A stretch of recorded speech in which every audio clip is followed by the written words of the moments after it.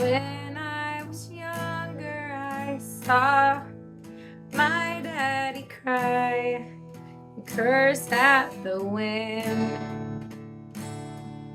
He broke his own heart, and I watched as he tried to reassemble it. And my mama swore that she would never let herself forget. And that was the day that I promised I'd never sing of love if it does not exist. But darling, you are the only exception. You are the only exception.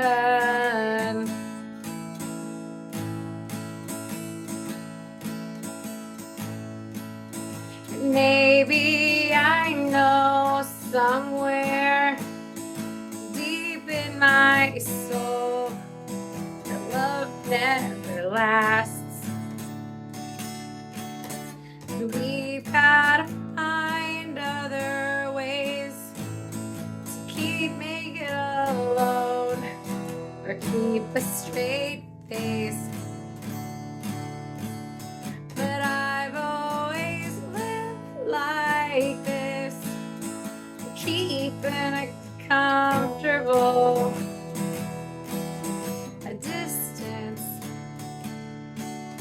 And up until now, I had sworn myself that I'm content with loneliness. Oh, 'cause none of it was ever worth the risk. But you are the only exception. You are the only exception. You are the only exception. You are the only exception. And then they go.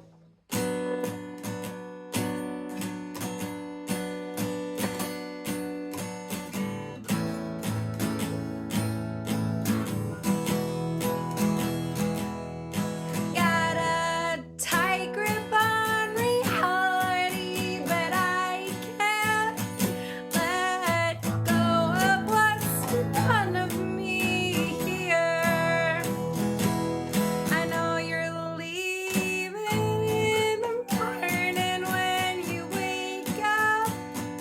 Leave me with some kind of proof it's not a dream. Oh,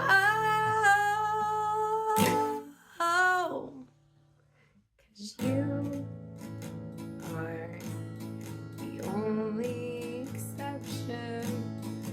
You are the only exception. You are the only exception. You are the only exception.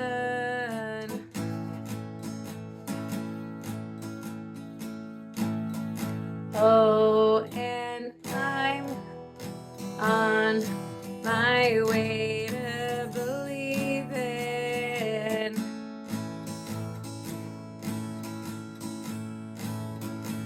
Oh, and I'm on my way to believing. True story. I was given a microphone for the sound system in the barn where we held the reception for our wedding. And I sang that a cappella and danced kind of an awkward middle school slow dance with the father of my children as I serenaded him with that song, because I really did hope he was the only exception. I still do. hope that he can pull his head out of his, I mean, can, I don't know, make an honest woman out of me. Because the boys would like us to get back together. I know God would like us to get back together. I would like to think we can work on anything. I had shown him this song by an artist named Kendall Payne, um, who I am so much of a fan of. When I met her in real life, I forgot my own name. Like, I've never geeked out about meeting someone in my life. I've met, like, the weather person for the Channel 6 News at Andy's Frozen Custard, and I was just like, yeah, guy from the Channel 6 News. But this lady was like, did you want me to sign your CD? What's your name? And I'm just like, I'm a big fan. Like, I geeked out so much over Kendall Payne. And I'm a huge fan of hers. She had this song that I believe everybody in every marriage should listen to. And it was like, it was called Fail. And it said, and I will fail you again and again and again. And you will fail me.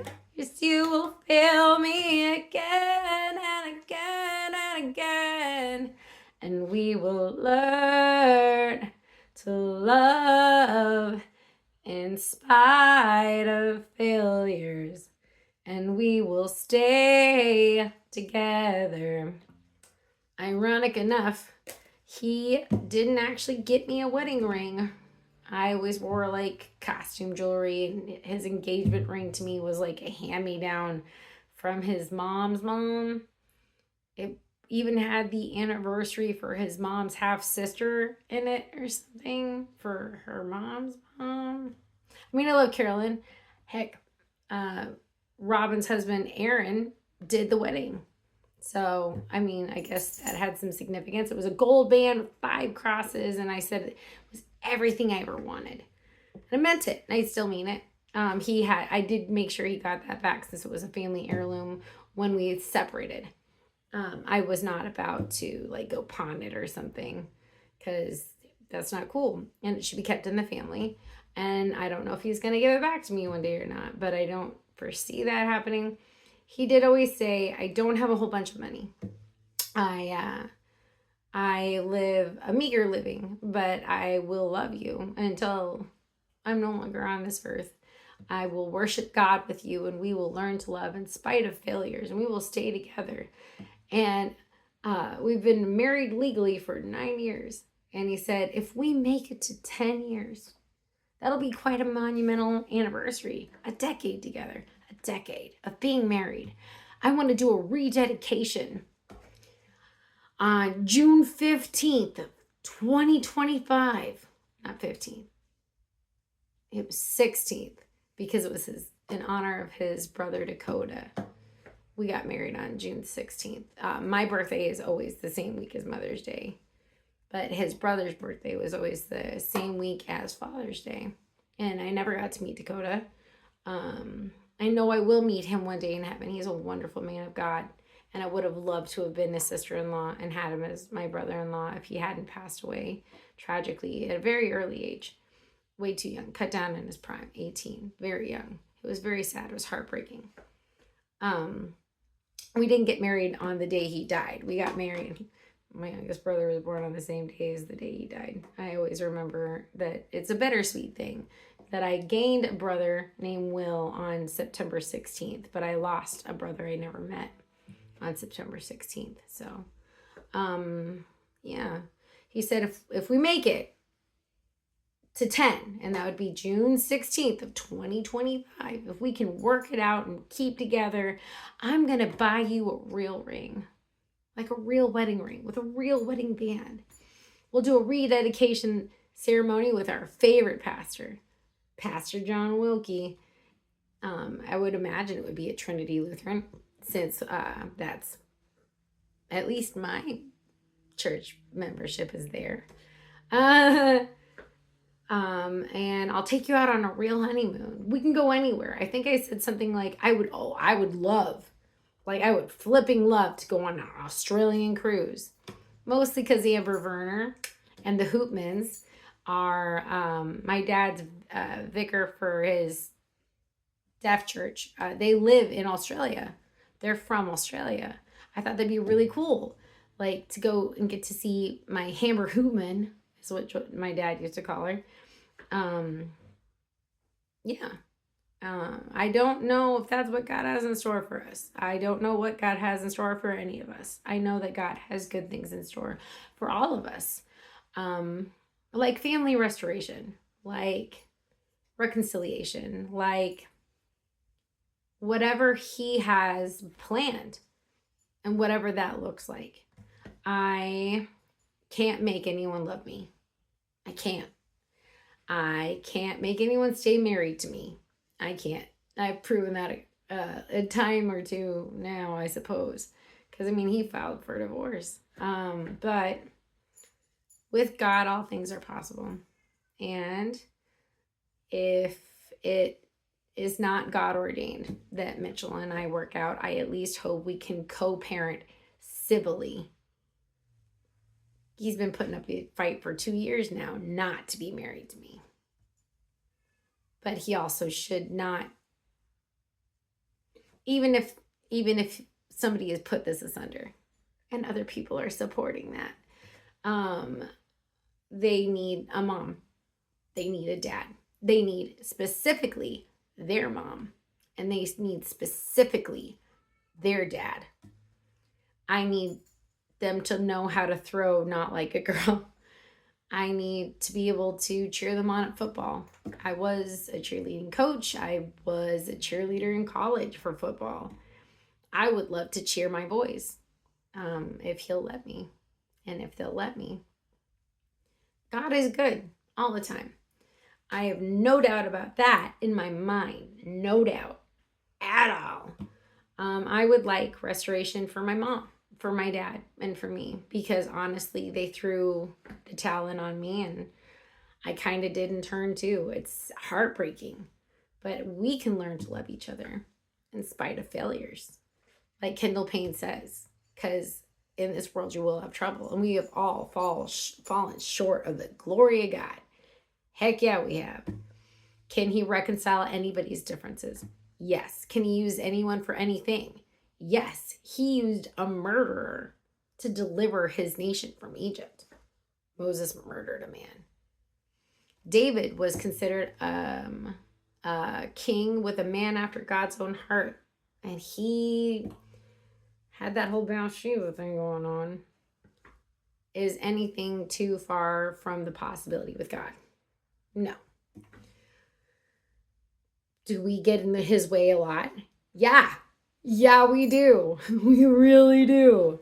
My cat is being a cat. I was looking at her the entire video because, like, I have no idea what kind of shenanigans she's going to get into. But she, of course, had to tip over the metal mug I had for coffee. It's empty, at least. Thank God for that.